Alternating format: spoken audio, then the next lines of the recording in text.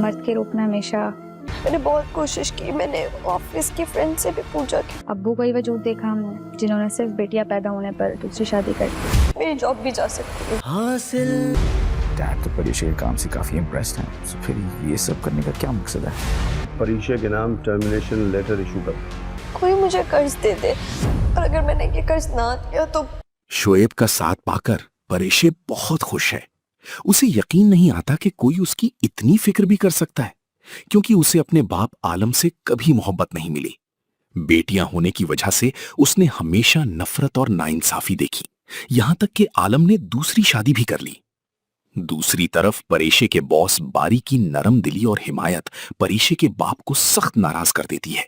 गुस्से में वो परेशे को नौकरी से निकलवाने का मंसूबा बनाता है और कर्ज की वापसी का दबाव बढ़ाता है।